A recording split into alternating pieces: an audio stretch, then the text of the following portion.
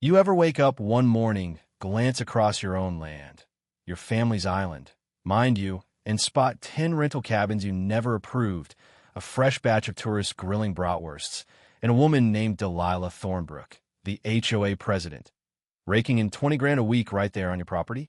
I swear, if you'd told me a year ago I'd be accused of trespassing on land my great-granddad bought before the Great Depression, I'd have laughed myself off the dock. But that's exactly where I found myself, watching her strut around with a gold-plated clipboard, calling the cops on me like I was some boat bum squatting on her luxury retreat. Yeah, that happened. And the wildest part?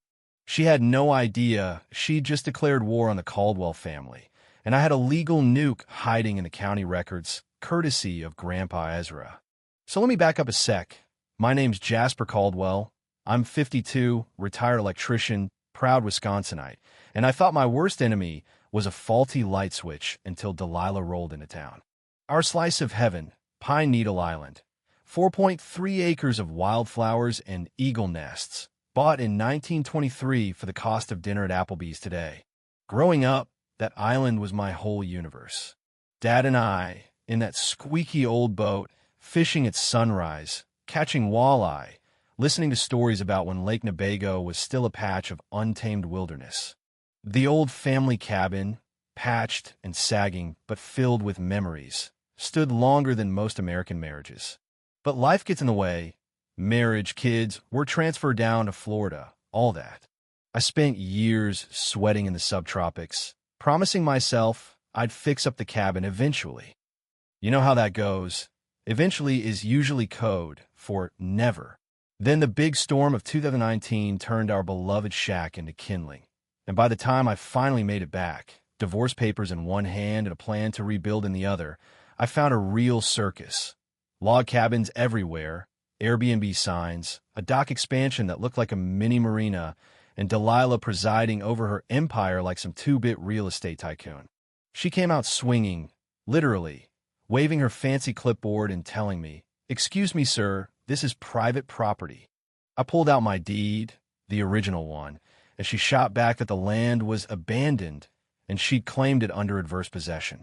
Well, newsflash, in Wisconsin, that takes 20 years, not 18 months. The look on her face was priceless, a cocktail of soap opera horror and righteous indignation. She ranted about lawyers and permits, swore I'd be buried in paperwork if I interfered, and before I knew it, her pal, the local deputy, of course, was escorting me off my own island. Next morning, there's a restraining order taped to my motel door, accusing me of threats and harassment. Imagine me, the guy who grew up skipping stones there, now legally a trespasser.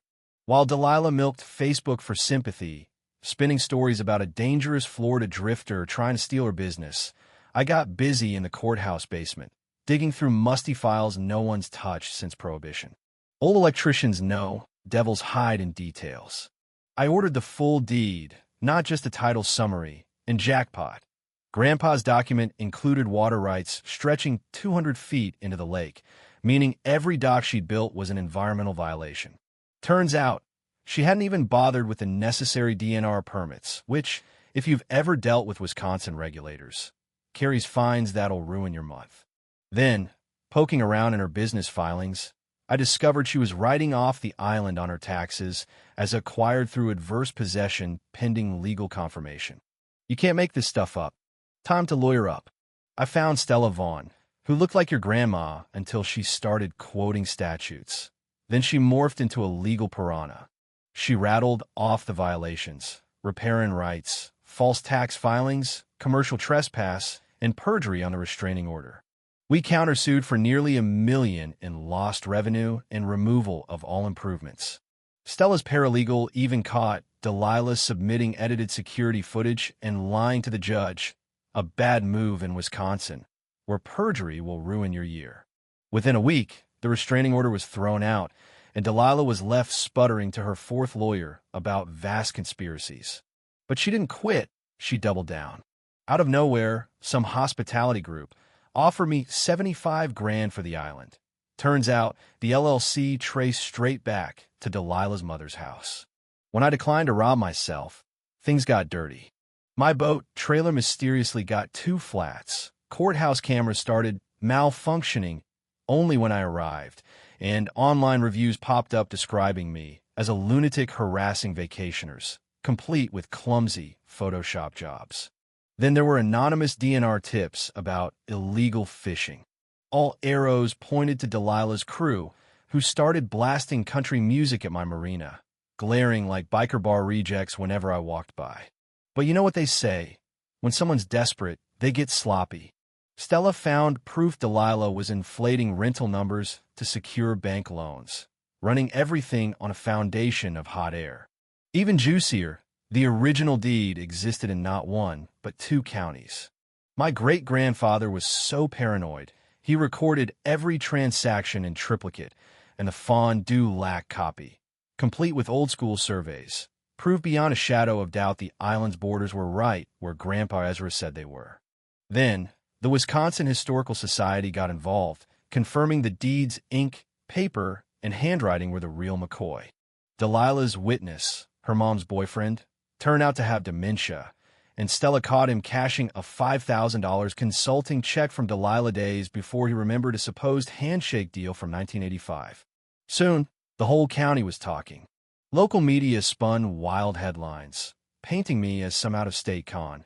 But word got around that Delilah's business wasn't her first failed venture. She'd left a wake of lawsuits and bankruptcies in Illinois, and the island rental income was her last-ditch life raft. That's when we discovered the buried treasure, mineral rights.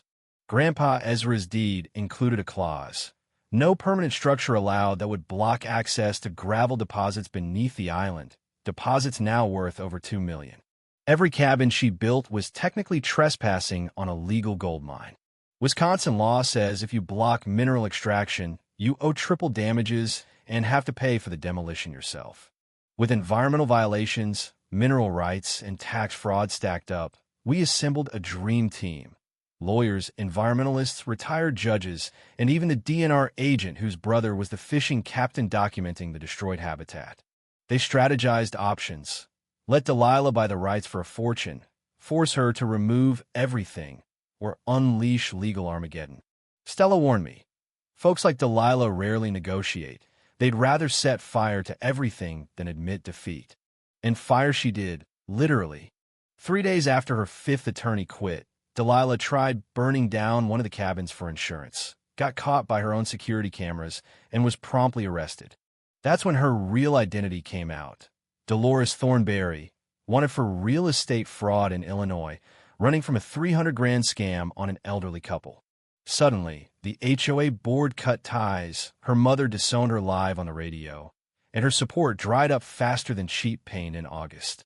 The bank froze her accounts, the rental companies started repossessing everything, and vacationers scrambled for refunds that didn't exist.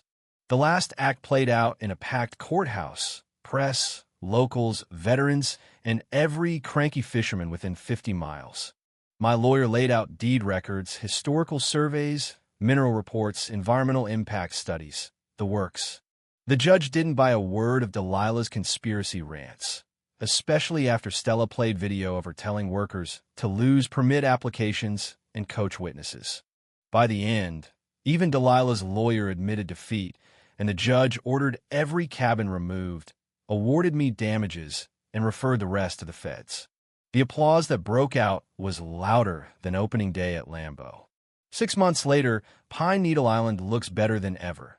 Native wildflowers back, the eagle's nest rebuilt, veterans camping for PTSD therapy, local kids learning about real ecosystems, not someone's rental fantasy. The Ezra Caldwell Foundation now runs field trips, and the cabins got recycled into affordable housing. Karma, full circle. Dolores, pled guilty to fraud, got 4 years, and her BMW auction paid for new water monitors. Best part? Sitting on the dock with Sandra, the environmental lawyer who helped save the place, coffee in hand, watching the sunrise instead of construction crews. So, let me ask you, if you ever got blindsided by someone stealing your home, would you go nuclear or try to build something better from the mess they left behind? Drop your worst HOA nightmare in the comments. Tell me where you're watching from, And hit that subscribe button if you want to see more stories where justice doesn't just knock, but bust the door down with a sledgehammer. Next week, how the city tried to steal my 100-year-old oak tree and ended up writing a $50,000 check. Remember, sometimes the best revenge isn't wrecking what's wrong. It's showing the whole world what's possible when you fight for what's right.